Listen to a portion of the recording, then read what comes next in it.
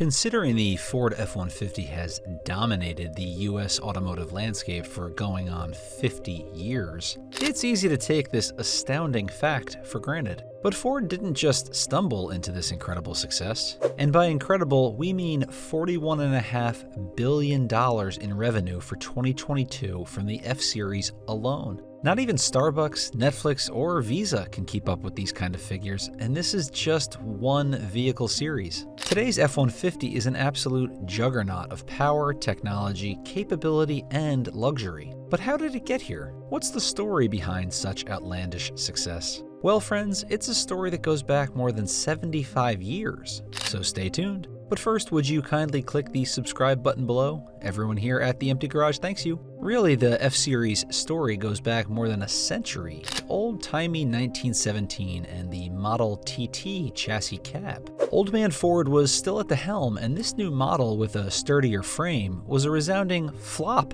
with only around 2,000 units sold that first year. But a bit more than 10 years later, that figure was well north of 1 million sales, and the future Ford F-100 was all but guaranteed. Which is where this story really begins. Some 20 years later in 1948, World War II was in the rear view, and Ford turned their attention from military machines to the burgeoning American middle class. Initially sold as simply the F1, this originator of the F-Series and Ford's comprehensive pickup truck strategy was marketed as the quote, bonus built. Bonus as in lots of fun new bonus features not seen up to that point. We're talking an ashtray, a glove box, and even a sun visor for the driver. Compared to the modern F-150 luxury liner, these original F-Series were positively Spartan. But Ford was already setting up a strategy aimed at segment dominance. A strategy that included seemingly endless innovation over the coming decades. The first key step forward was adding a third frame crossmember for strength and offering a V8 engine. Keep in mind, up to this point, the big three were selling trucks based on car platforms. Chevy and Dodge would soon change track to keep up with Ford's shift into a dedicated truck platform, but as history has shown, they were too late.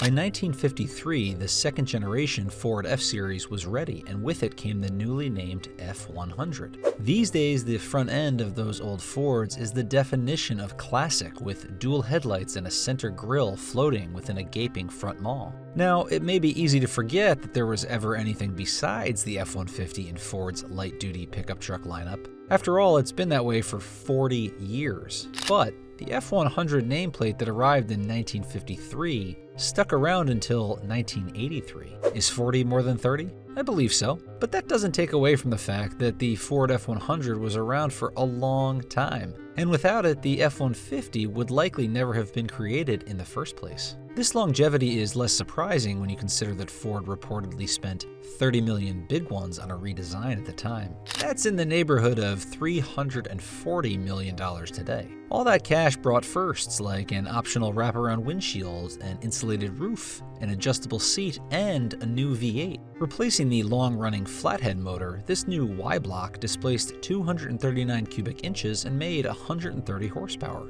By the end of second-gen production in 1956, it was up to 272 cubic inches and 172 horsepower. Let's not forget the addition of the Ford-O-Matic automatic transmission, the Magic Aire HVAC system, power brakes, seat belts, and an improved turning radius. These were all exciting upgrades for the time, but were also calculated moves on Ford's part. The goal was to push the F-100 out of strictly work duty and into everyday use that anyone in the family could drive. Makes you wonder if those product planners and engineers could have possibly guessed how this subtle shift would play out into today's F-150 and its use across nearly every vehicle segment. As the 50s wrapped up, Ford unveiled the third-gen F-100, in 1957 to be exact. With fenders now integrated into the body and a wider front end with squared-off styling, this latest F-Series hinted at a look that would define Ford's flagship pickup for decades to come. This series also ushered in the style side bed and its smooth lines running front to rear to go along with the traditional flare side model. Not to mention factory-installed four-wheel drive. Up to this point, converting an F-Series to four-wheel drive required outsourcing the work to Marmon Harrington, maker of axles and transfer cases. So Ford became the first of the Detroit Big Three to build their own four-wheel drive trucks. Is there a theme here? Yes, there is. It's that Ford is consistently first to market with major pickup truck innovations. Even those with a sticker on their Chevy of Calvin relieving himself on the Ford logo can't argue with this kind of success.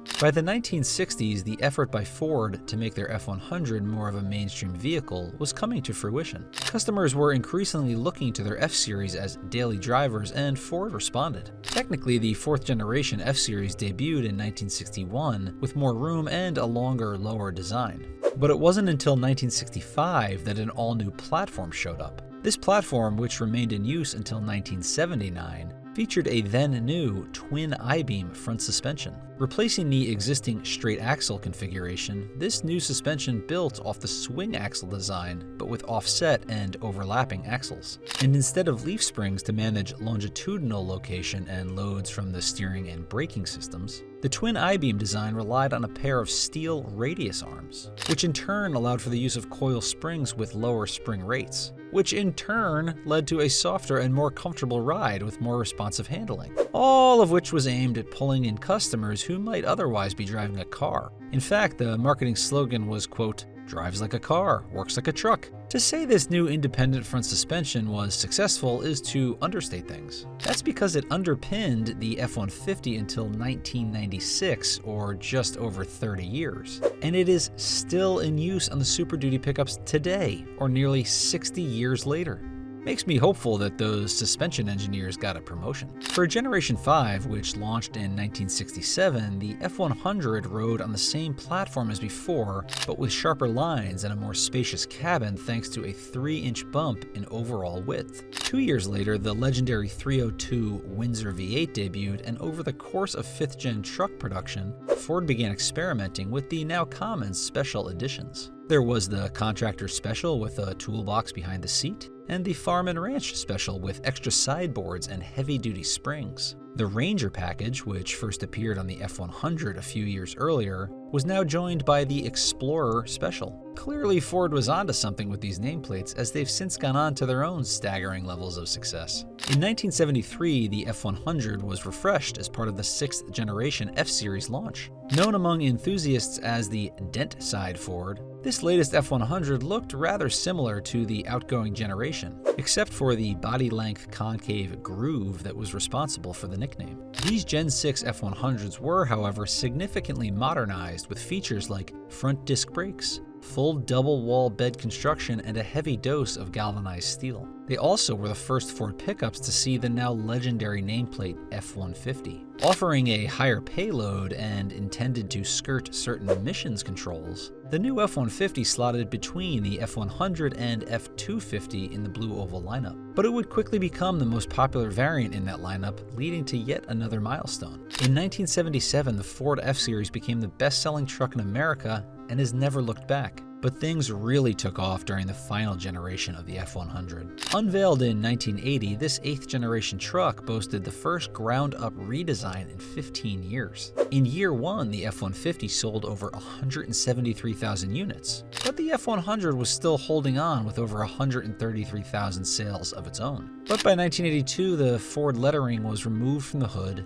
and the blue oval emblem was placed in the center of the front grille, a style that hasn't changed since. That same year, Ford dropped the Ranger name from the F-Series and shifted it onto a dedicated compact pickup truck series. And by 1984, the F-100 was displaced by the F-150 permanently. 4 decades later, the F-150 is not only the best-selling truck in America, it's the best-selling vehicle of any segment. If that's not a success story, I don't know what is. But I do know that none of it was possible without the all-time classic Ford F-100.